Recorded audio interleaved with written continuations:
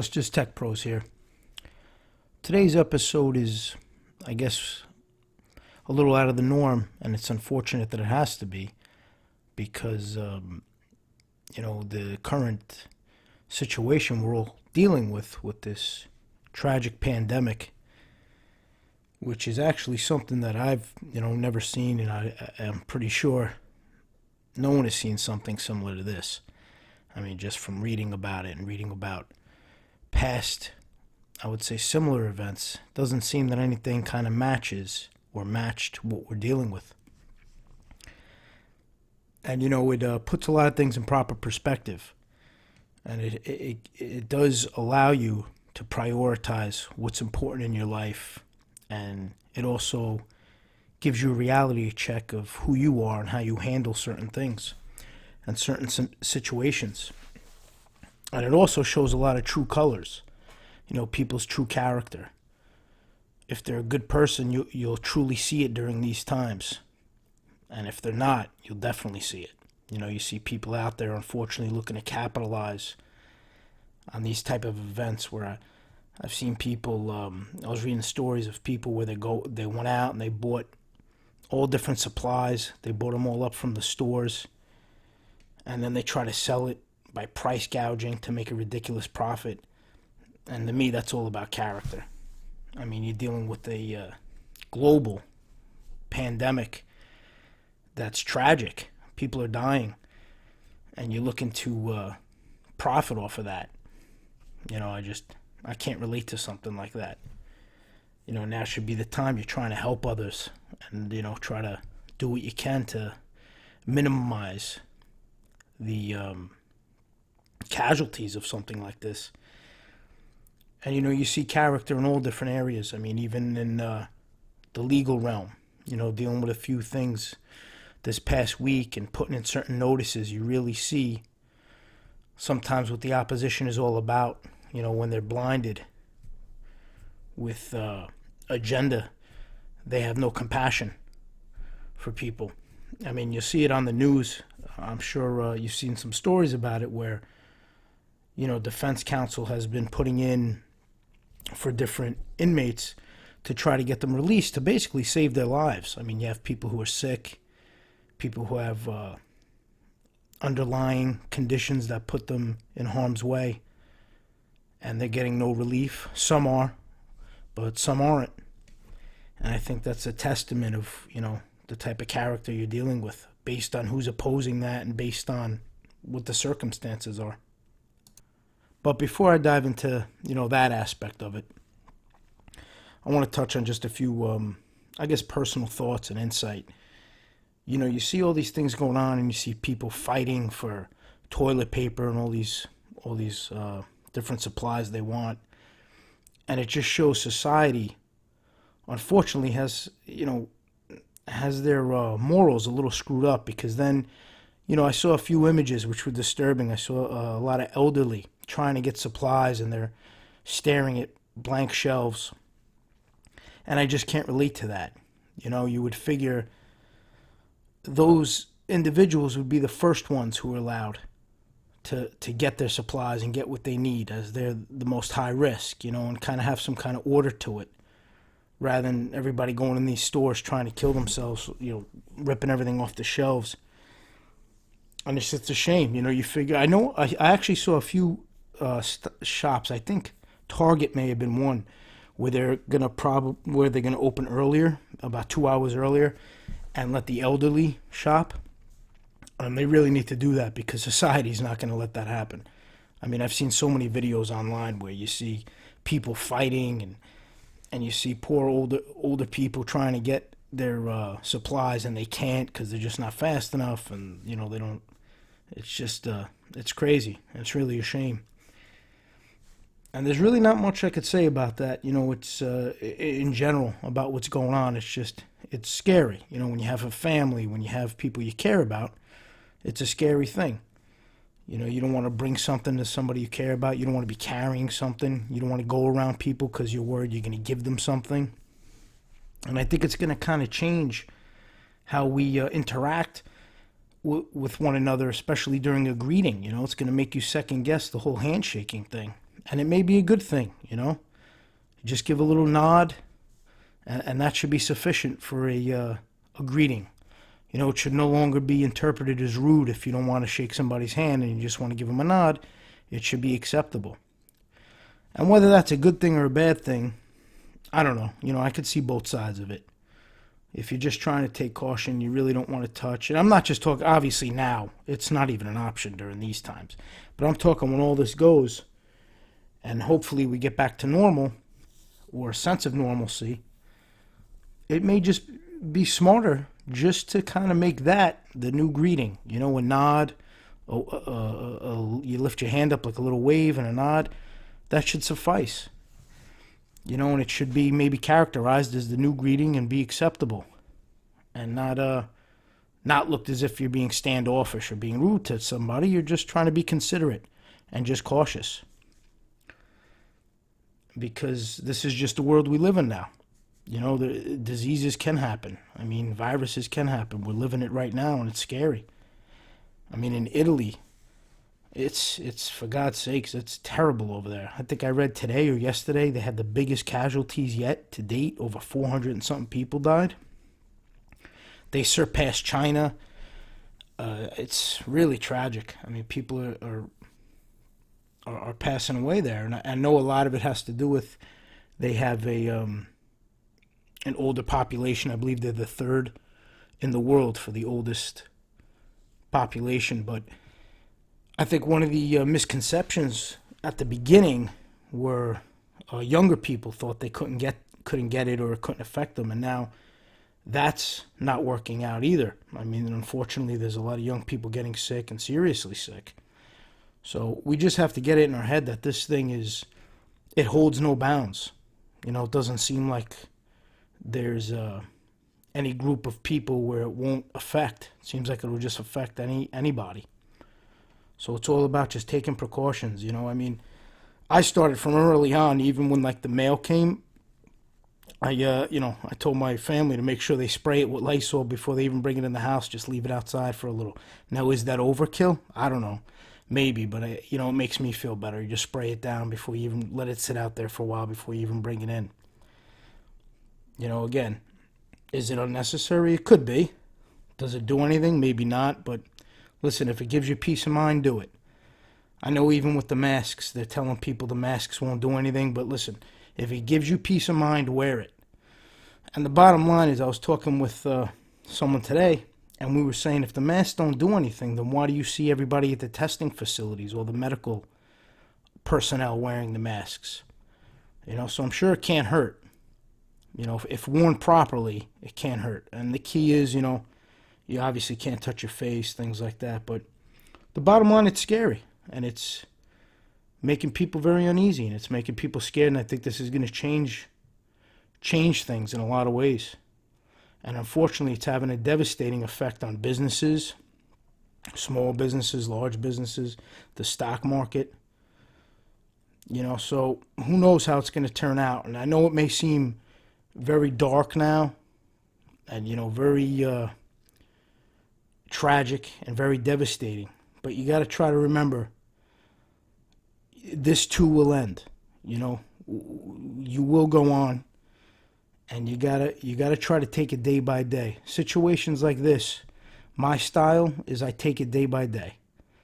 I tell my family, I tell my friends, the way I just deal with things, I take it each day at a time. Because if you try to look at it as a whole and look at the big picture, and if you're constantly immersed in the news, you can really drive yourself nuts. And I know a lot of people saying it's media frenzy, and that could be part of it too. I mean, I'm sure the media goes a little crazy with things and they create hysteria.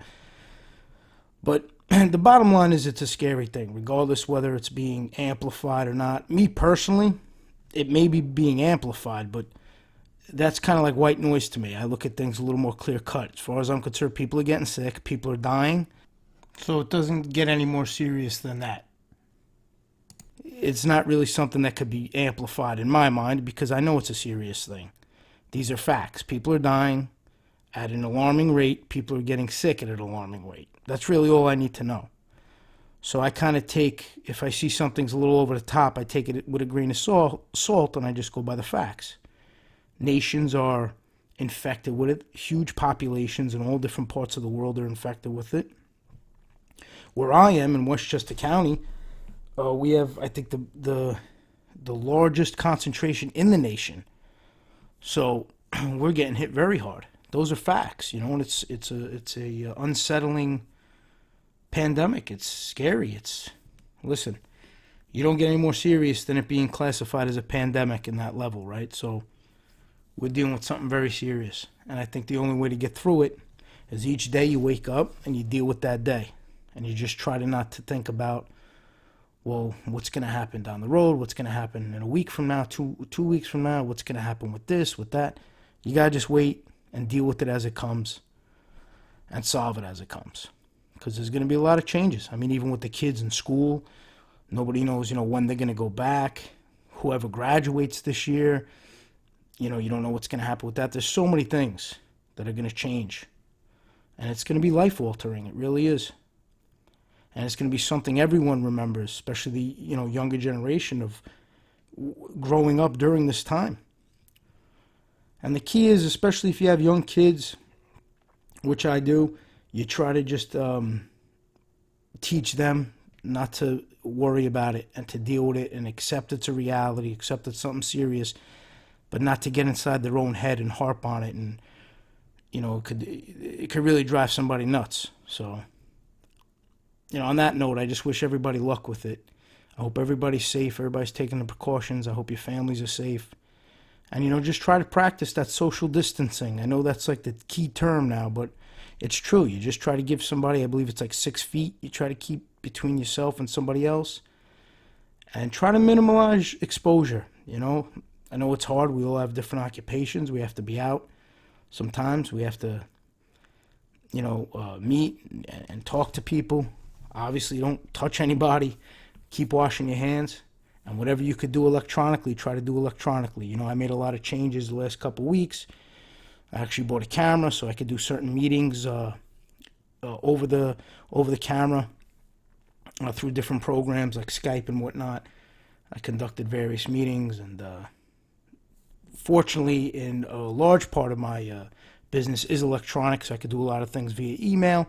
But there's still a lot of times you got to physically go out, so just be careful. And again, I just hope everybody's being safe and the families are safe. And getting back to my other point, I think now's the time where the courts have to start understanding that this could really get 100 times, 1,000 times worse. You get a nasty outbreak in these jails, and I'm already starting to hear rumblings of employees at the jails getting sick. Now, that's only a matter of time before that starts spreading. And for us who have loved ones in jail, that's a very, very scary place to be, to think about that. If they're inside and somebody has it and then it starts spreading, I mean, it could be catastrophic, especially if they're older, if their immune system's compromised. It could have devastating effects. So there's, a lot of defense attorneys are writing letters.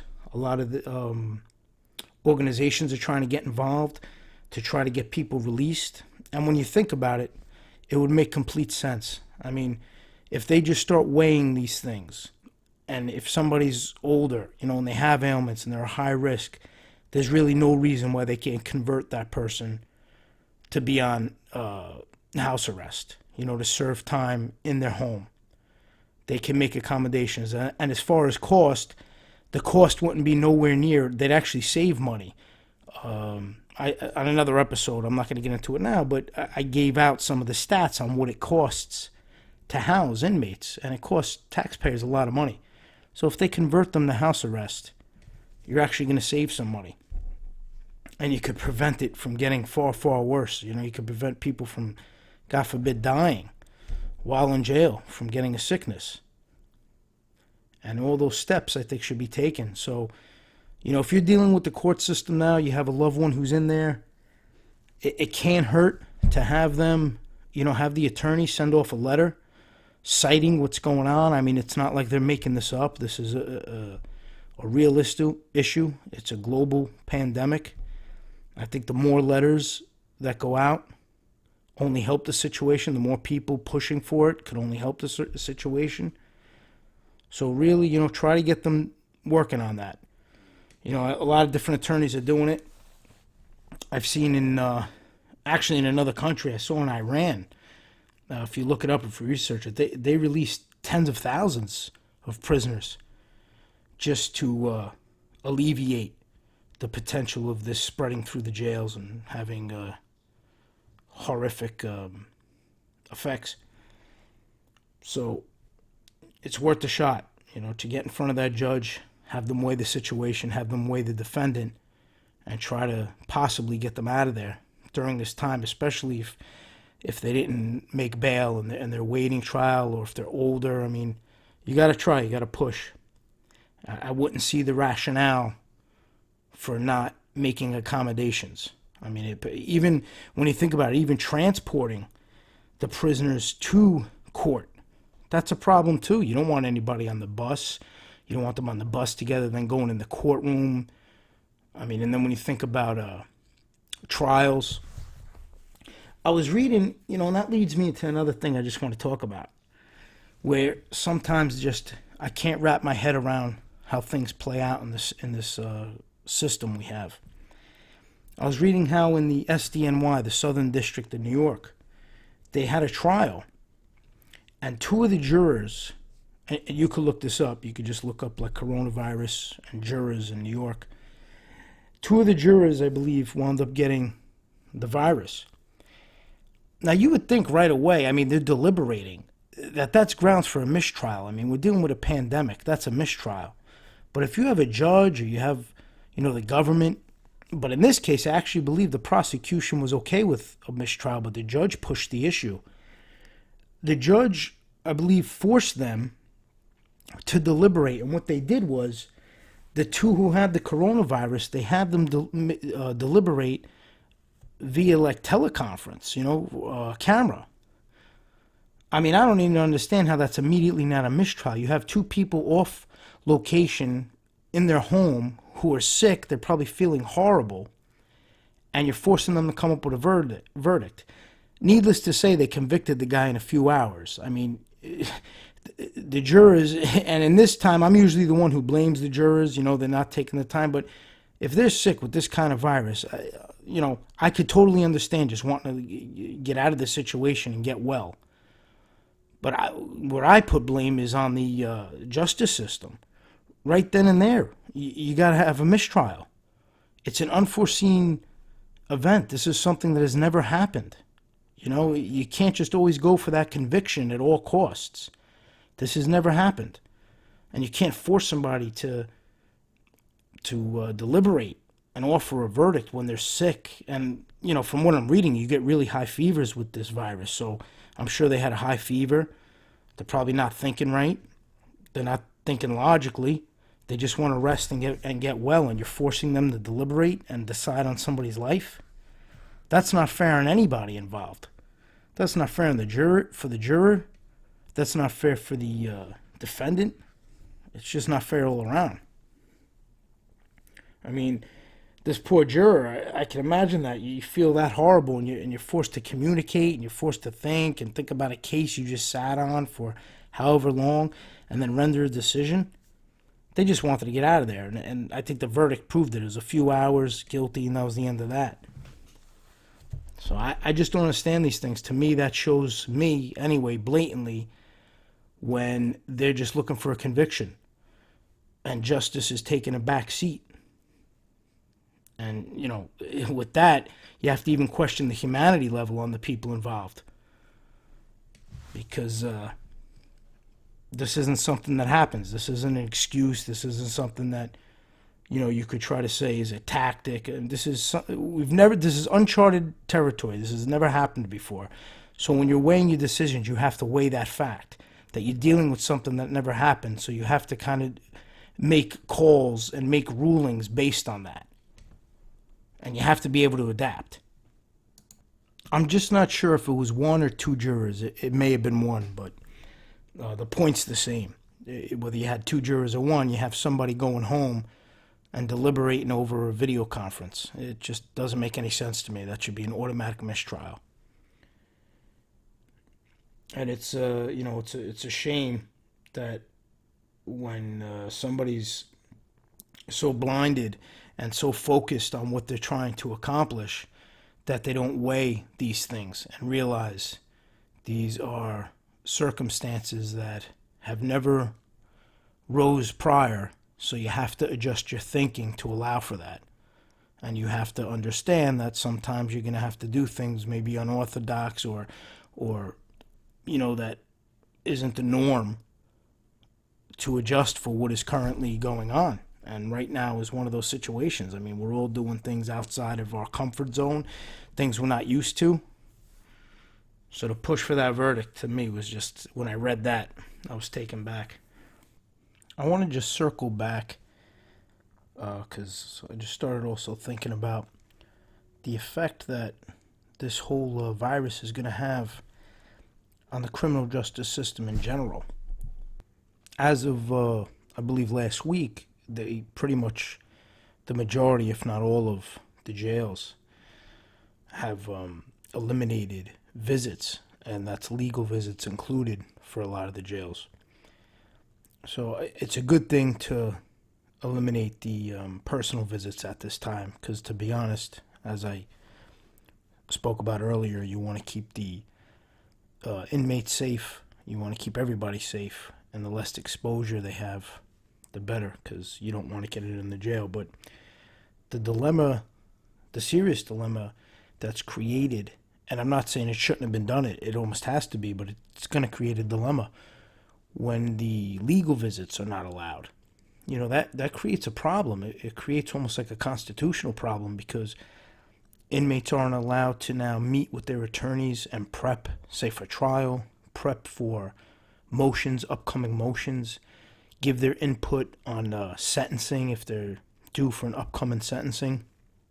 And they're limited now in giving that their input, their constitutional right to meet with their counsel and go over these things and understand that what they're up against and what's upcoming and have it explained to them.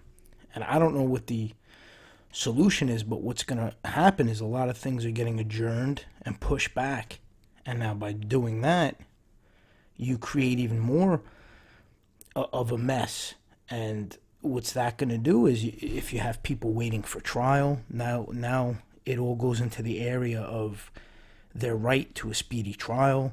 If they're too long in jail while they're waiting, if they didn't make bail and now they're just sitting there and everything's getting postponed. Now I'm sure appeals are going to be pushed back, arguments are going to be pushed back. It's getting, it's really creating a monster, a domino effect. And I don't know what the solution is, but I do know that part of it should be releasing, a release program, something to try to counterbalance it. Otherwise, the alternative is going to be people are going to be sitting in there stalled out, and their rights are going to be, little by little stripped away. And I know a lot of states are suspending jury trials. I believe last I looked, there was over 24 states that suspended jury trials. And things are being put on hold. They're being prioritized. Some hearings are being held video conference or telephone conference. Case I'm currently working on, the last hearing that was held was done through the phone, because you don't want the inmates being moved. But it's going to create, again, like I said, right off the bat, the constitutional right to a speedy trial. There's going to be questions about civil liberties now. It's going to create a lot of problems, and it's going to have a huge, cascading effect, and it's going to uproot, and it's really going to destabilize livelihoods. And it's a huge cluster mess. It really is. I was also reading how for the first time in a century that the Supreme Court postponed oral arguments for the first time in a century. And that just says it right there. And that's going to push everything back. I mean, it's going to push the whole process back. And I know there's really no easy answer for it. But the reality is it's a major problem. And inmates now are going to have their rights violated, and they have to come up with a solution. And I believe those solutions have to be weighed using common sense, using humanity, using compassion, using preventative measures. They have to weigh all those things, and I think the thought process they have to utilize is something they have yet to have had to have pulled upon. You have to now talk about public safety. I mean, when they're even, deciding on, when the judge is deciding on releasing somebody on bond, they always weigh the fact about safety to society. Well, how safe is society by, allowing an outbreak, allowing these things to go through the jail? I mean, is it safer to have the inmate home on house arrest? I would think so. It's almost like a self-quarantine. At least, you're using the same strategy that's being used for a lot of us, where we're on kind of like, there's no demand for a quarantine where I am, but everybody's just trying to stay away from each other, and some people are just self-quarantining just to be safe. So those are all things that have to be discussed and weighed, and I don't know how it's going to play out, but it's something really that's a major problem, and I think it's only going to grow. And I think it has to be resolved. I mean, the higher-ups, all the people who deal with these type of things, the courts, or they have to get together and really decide and start weighing things on a case-by-case, who could be on house arrest, and really start weighing who's a legitimate danger to society, who's not, who could come out, weigh the crimes, weigh their ages, weigh their underlying conditions, and start making some decisions. Because if they don't, it could get significantly worse. And as I said, it doesn't take a genius to put two and two together. You start getting huge breakouts in jails with this virus, it's going to be a major problem. I mean, one gets it, it's going to spread like wildfire. It's going to be a major problem, and it is something to think about. It's a serious thing. It's not even something that the prosecutor or the state or the government could try to say the defense is using as an excuse. Or there's no excuse here. This is the reality. And that's, again, it's just today's episode it's an unfortunate episode, to be honest. That we're in this position. This is what society is dealing with. It's something that we probably never thought we would be dealing with. And we're faced with things that we never even could not anticipate to be faced with. But that's the reality of the situation. So society has to adjust to that. And everybody, has to try to cope with it and get through it. And if nothing else, as dark as it seems, you have to try, as an individual, as a family member, you got to try to take solace in what we do have. Take solace in your family and your friends, and try to enjoy the time if you are home with your family or with your loved ones. Just try to enjoy that and almost reprioritize what's important and realize what's important to you, and try to make that your focus, and try to make the best of a bad situation. And no matter how you cut it right now, it's a bad situation. And it's just, what you do with that. I'm just from the school. You keep moving on. You keep pressing on, regardless of how bad things get. You got to make the best of it, and you got to deal with it.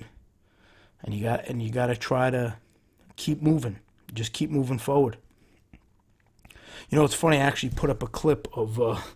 There was a great scene in the I think it was the latest Rocky movie, and he's talking to his son Rocky, and he's saying how you got to keep moving forward. But I had the social media put that up, and Instagram took it down. I guess it violated, I don't know, some copyright thing. I guess you can't use certain movie clips, but it's a good scene. But anyway, the thought of it, carries forward. You got to keep moving forward, regardless of how tough. He says something along the lines where, life is a nasty, dark place, and it's going to constantly beat you down. And unless you keep moving forward, you're going to get beat down. And as hard as that is, sometimes you just got to do it. And I think that's where society is right now. We feel beat up. We feel stressed. But what's the alternative? There's a lot of people relying on you. There's people who care about you. You care about others. And you want to try to be strong and keep moving on. And this will pass. This will pass. Like everything else, this will pass. The key is not to let it get to you and to focus on what's important. And one final thing that I just read, that this is more of an annoyance and it's a little bit of a distraction from the misery. It's something just to think about. And I don't know, to me I spoke about it on another episode where I was just talking about these reality programs, and I read something. I'm not even going to get into it because I don't want to even give it the time of day or who's on it, but basically they're doing some kind of reality show of people who are related to informants of organized crime, and the informant, I believe, is on the reality show, and they're doing this big reality show about it, about their families. And again, these things don't make any sense to me. I don't know how they even get airtime. You have somebody who's an admitted mass murderer who's now looking to make money on a reality show. I just hope the public doesn't give this type of stuff the time of day, because no matter how you twist it and turn it, this person, rather than pay for their own sins, they decided to put a lot of people away just to get just to not have to face the music, and now they're looking to make a big career out of it. And I spoke about that as well, how a lot of these informants, this is what their goal is. And when you allow it to happen, when you think about it, look, you become an informant, you get paid by the government, now you get book deals, now you get reality deals. That's huge motivation right there. So you're going to get a lot of people who are informants aren't telling the truth.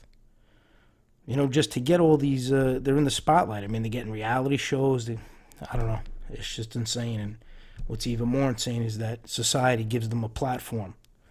I don't know what kind of morals that is, whereas you're saying it's okay to be a mass murderer, and then it's okay to rather than take accountability for what you did, just make a deal with the government to give them their bigger target, and then you'll be absolved of your sins, and then you could go on and write books and have movie deals and have reality show deals.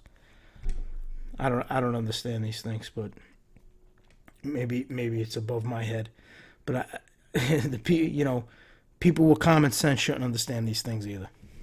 And that's really all I'm going to say about that, because I don't even want to bring attention to it. It's just something I read that was ridiculous. They don't want to stop with this nonsense. But anyway, that's it for today. I know it wasn't, the normal process for the show, but I did want to get on. It's actually around 3 a.m. right now. What is this? We're March 20th, 3 a.m. It's Friday. And, I just wanted to get a podcast out, just talk to the listeners, just try to give a little bit of a distraction, something to listen to for 30 minutes, just to take a break from what we're all dealing with. And I wish everybody luck. I hope everybody stays safe, keep your family safe, and, just take it day by day. Until next time.